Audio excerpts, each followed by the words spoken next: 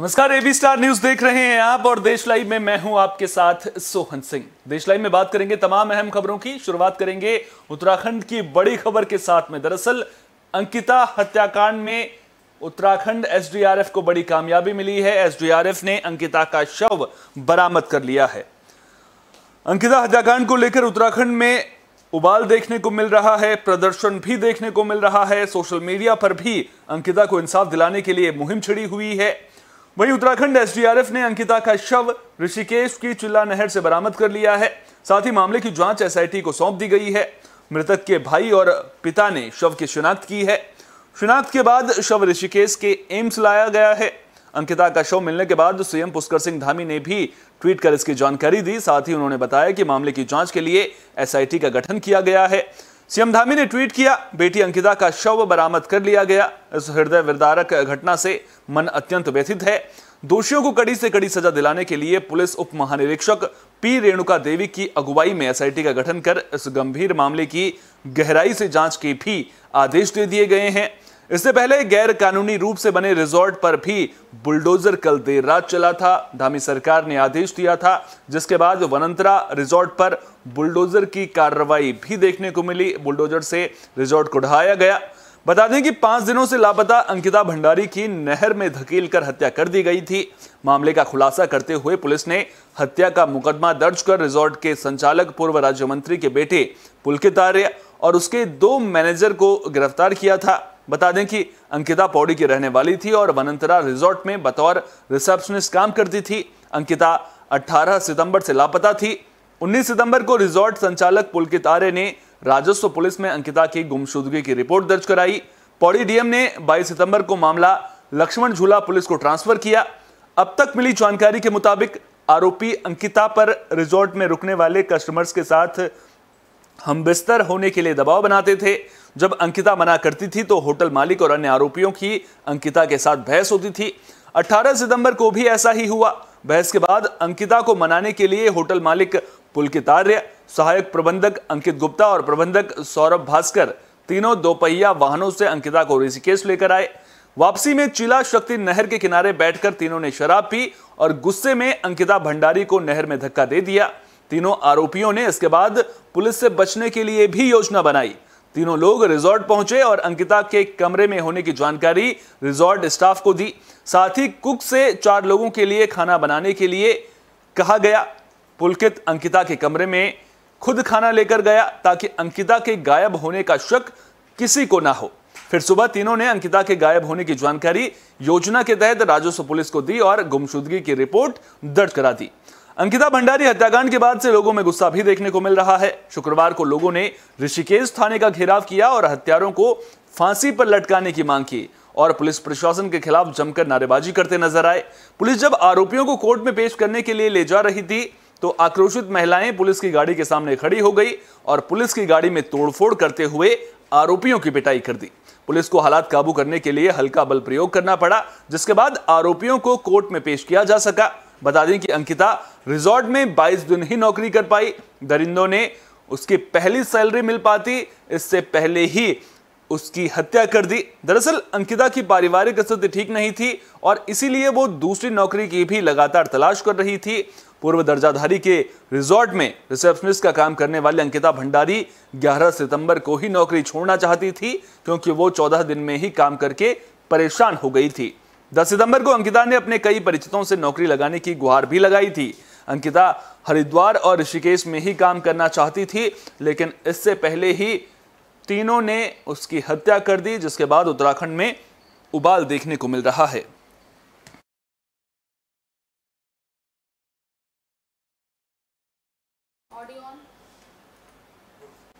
UN के मंच पर पाकिस्तान ने एक बार फिर से कश्मीर का राग अलापा है और जब पाकिस्तान कश्मीर का राग अलाप रहा है तो भारत ने पाकिस्तान को जमकर लताड़ भी लगाई है। तो संयुक्त राष्ट्र महासभा में भारत ने एक बार फिर पाकिस्तान को लताड़ लगाई है। दरअसल पाकिस्तान ने एक बार फिर संयुक्त राष्ट्र के मंच पर कश्मीर राग अलापा, जिसके बाद पाकिस्तान को मुंह की खानी पड़ी। संयुक्त राष्ट्र में भारत मिशन के प्रथम सचिव मिजिटो विनिटो ने यूएनजीए में भारत के जवाब के अधिकार का प्रयोग किया और पाकिस्तान की हकीकत सबके सामने रखी। मिजिटो विनिटो ने कहा कि यह खेदजनक है कि पाकिस्तान के प्रधानमंत्री यूएन के मंच पर भारत पर झूठे आरोप लगा रहे हैं। वे अपने देश में दुष्कर्मों को छिपाने और भारत के खिलाफ कार्रवाई को सही ठहराने के लिए ऐसा कर रहे हैं। प्रथम सचिव मिजिटो विनिटो ने संयुक्त राष्ट्र महासभा में कहा कि एक देश जो दावा करता है कि वो अपने पड़ोसियों के साथ शांति चाहता है, वो कभी भी सीमा पार आतंकवाद को प्रायोजित नहीं करेगा और न ही मुंबई आतंकवादी हमले के योजनाकारों को आश्रय देगा। शांति की बात करके आतंकवाद फैलाना आपका काम है। भारतीय राजनयिक मिजिटो विनिटो ने भारत के खिलाफ झूठे आरोप लगाने से पहले पाकिस्तान को अपने गिरेबान में झांकने की भी याद दिलाई। विनिटो ने जोर देकर कहा कि जम्मू कश्मीर पर दावा करने के बजाय इस्लामाबाद को सीमापार आतंकवाद को रोकना चाहिए। उन्होंने कहा, जब अल्पसंख्यक समुदाय की हजारों की संख्या में युवा महिलाओं को एसओपी के रूप में अपहरण कर लिया जाता है, तो हम इस मानसिकता के बारे में क्या निष्कर्ष निकाल सकते हैं। विनिटो ने पाकिस्तान में अल्पसंख्यकों के खिलाफ जारी अत्याचारों की भी दुनिया को याद दिलाई। उन्होंने पाकिस्तान में हिंदू, सिख और ईसाई परिवारों की लड़कियों के जबरन अपहरण और शादी के हालिया घटनाओं का भी जिक्र किया। पाकिस्तान में जबरन धर्मांतरण की घटनाएं भी सबके सामने हैं। राजनयिक ने कहा कि यह मानवाधिकार, अल्पसंख्यक अधिकारों और बुनियादी शालीनता से जुड़ा मामला है। दरअसल पाकिस्तान के प्रधानमंत्री शहबाज शरीफ ने शुक्रवार को यूएनजीए में कहा था कि पाक भारत समेत अपने सभी पड़ोसियों के साथ अमन चाहता है, लेकिन दक्षिण एशिया में स्थायी शांति और स्थिरता कश्मीर मुद्दे के उचित समाधान पर निर्भर करती है। संयुक्त राष्ट्र महासभा के उच्च स्तरीय सत्र को संबोधित करते हुए शरीफ ने दावा किया था कि जम्मू कश्मीर के विशेष दर्जे को बदलने के लिए 5 अगस्त 2019 को भारत के अवैध और एकतरफा कदम ने शांति की संभावनाओं को और भी कमतर किया है और क्षेत्रीय तनाव को भड़काया है। धारा 370 का जिक्र वो कर रहे थे, उसको दोबारा बहाली की मांग एक तरह से आप कह सकते हैं उन्होंने यूएनजीए में उठाई है।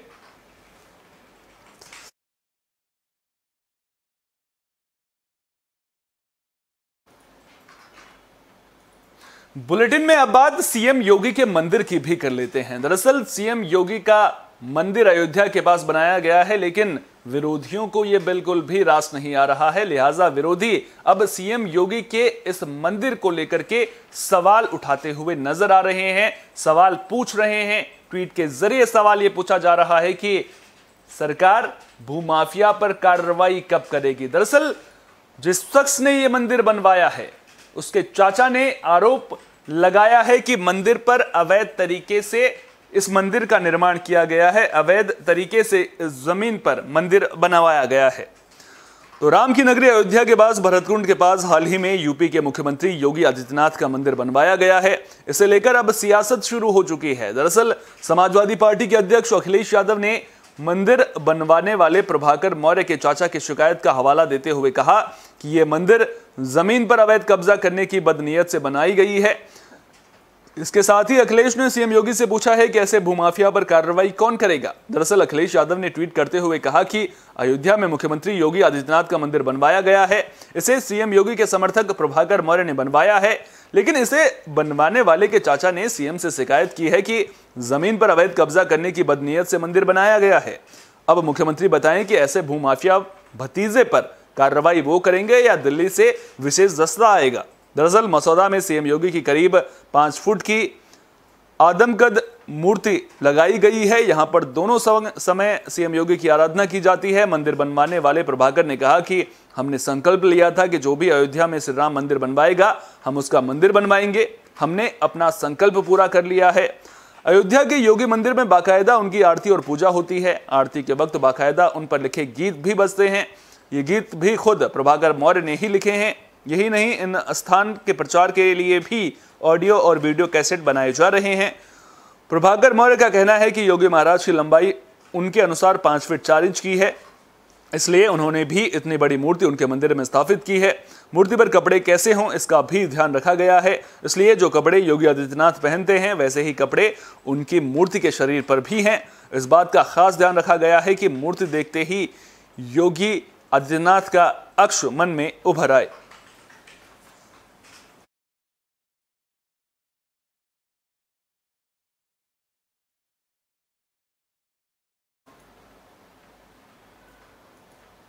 अब बात दिल्ली एनसीआर में बारिश की भी कर लेते हैं। दरअसल दिल्ली एनसीआर में झमाझम बरसात हो रही है। बरसात के बाद जहां मौसम सुहावना हो गया है, वहीं लोगों को परेशानियों का सामना भी करना पड़ रहा है। जल जमाव की दिक्कत जगह जगह सामने आ रही है। आपको बता दें कि दिल्ली एनसीआर में सुबह से ही कहीं हल्की तो कहीं मध्यम स्तर की बारिश आज भी देखने को मिल रही है। इस बीच 3 दिन से हो रही लगातार बारिश की वजह से शनिवार सुबह धनसिया गांव में एक के बाद एक 3 मकान ढह गए। गनीमत ये रही कि लोगों को पहले से नुकसान का आभास था और वो मकान के बाहर निकल गए थे। कोई व्यक्ति हताहत नहीं हुआ है। वहीं 2 पशुओं के दबे होने की सूचना मिली है। स्थानीय लोगों के साथ प्रशासन पशुधन को सुरक्षित निकालने में जुटा हुआ नजर आया। दिल्ली से सटे नोएडा और ग्रेटर नोएडा में गुरुवार सुबह से हो रही बारिश के बाद जलभराव को देखते हुए 1 से 8वीं तक के स्कूलों में शनिवार को भी छुट्टी की घोषणा कर दी गई। इसका ऐलान शुक्रवार को ही कर दिया गया था।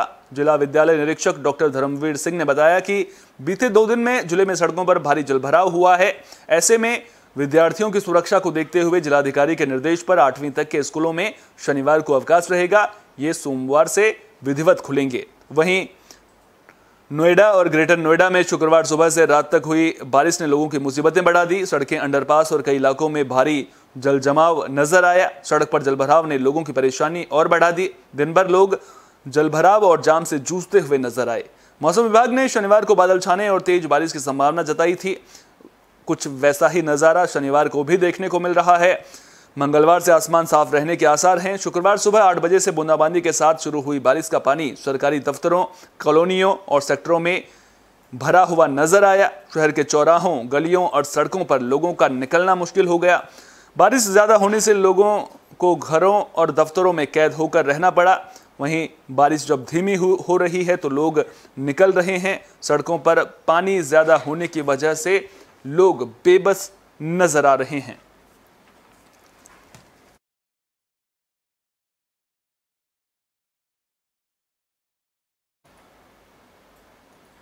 बुलेटिन के आखिर में बात नागपुर T20 की भी कर लेते हैं। दरअसल T20 वर्ल्ड कप नजदीक है और उससे पहले भारत के पास ये आखिरी मौका है। हालांकि इसके बाद दक्षिण अफ्रीका के खिलाफ भी भारत को T20 सीरीज खेलनी है। लेकिन नागपुर T20 की बात करें तो भारत ने ऑस्ट्रेलिया को नागपुर के विदर्भ क्रिकेट एसोसिएशन स्टेडियम में खेले गए मुकाबले में हराकर सीरीज में वापसी कर ली है। बारिश के कारण प्रभावित मैच को 6 विकेट से भारत ने जीत लिया है। 8-8 ओवर के मुकाबले में टीम इंडिया के लिए कई चीजें अच्छी हुई तो कई चीजें अभी भी खराब नजर आ रही हैं। अनुभवी तेज गेंदबाज जसप्रीत बुमराह की वापसी हुई। कप्तान रोहित शर्मा अपने पुराने फॉर्म में लौटे। वहीं कुछ खिलाड़ियों के प्रदर्शन ने टीम की चिंता भी बढ़ा रखी है। टीम इंडिया ने टॉस जीतकर पहले गेंदबाजी का फैसला लिया था। पहले बल्लेबाजी करते हुए ऑस्ट्रेलिया ने 8 ओवर में 5 विकेट पे 90 रन बनाए। मैथ्यू वेड ने 20 गेंदों पर 43 रनों की नाबाद पारी खेली। वहीं एरॉन फिंच ने 15 गेंदों में 31 रन बनाए। अक्षर पटेल ने 2 विकेट झटके।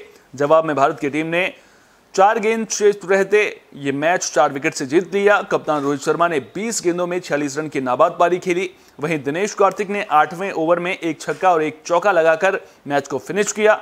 रोहित शर्मा को उनकी पारी के लिए प्लेयर ऑफ द मैच का अवार्ड दिया गया। आपको बता दें कि अगर मैच के टर्निंग पॉइंट की बात करें तो जिस पिच में सभी गेंदबाजों की पिटाई हो रही थी उस पर अक्षर ने कमाल की गेंदबाजी की। उन्होंने अपने पहले ओवर में और उसके बाद दूसरे ओवर में लगातार 2 विकेट झटके। पहले उन्होंने ग्लेन मैक्सवेल को क्लीन बोल्ड किया और उसके बाद अगले ही ओवर में टिम डेविड को भी बोल्ड कर दिया। 2 विस्फोटक बल्लेबाजों को आउट कर अक्षर ने ऑस्ट्रेलिया को दबाव में ला दिया था। उसके बाद कप्तान रोहित शर्मा का फॉर्म में लौटना भारत के लिए एक अच्छी खबर लेकर आया है। 20 गेंदों पर 46 रनों की नाबाद पारी रोहित शर्मा ने खेली। उनका स्ट्राइक रेट भी 230 का रहा और उन्होंने करीब 7-8 महीनों के बाद इस तरह की बल्लेबाजी की है। और वर्ल्ड कप से पहले अगर रोहित शर्मा इस रंग में नजर आ रहे हैं तो इसे बेहद ही अच्छे संकेत माने जा रहे हैं। इसके अलावा एशिया कप से बाहर रहने वाले भारत के सबसे महत्वपूर्ण तेज गेंदबाज जसप्रीत बुमराह ने भी इस मैच में वापसी कर ली है। हालांकि उनकी इकोनॉमी 11.50 की रही, लेकिन अपनी यॉर्कर गेंदबाजी से जसप्रीत बुमराह इस मुकाबले में प्रभावित करते हुए नजर आए। वहीं अगर नेगेटिव पॉइंट्स की बात करें तो हर्षल पटेल, जिनसे वर्ल्ड कप में काफी उम्मीदें हैं, वो डेथ ओवर्स में अच्छी गेंदबाजी नहीं कर पा रहे हैं, ज्यादा रन लुटाते हुए वो नजर आए। इसके अलावा युजवेंद्र चहल भी रन लुटाते हुए नजर आ रहे हैं, रनों को नहीं रोक पा रहे हैं, विकेट नहीं चटका पा रहे हैं। डेथ ओवर की गेंदबाजी कहीं ना कहीं भारत के लिए अभी भी परेशानी का सबब बनी हुई है।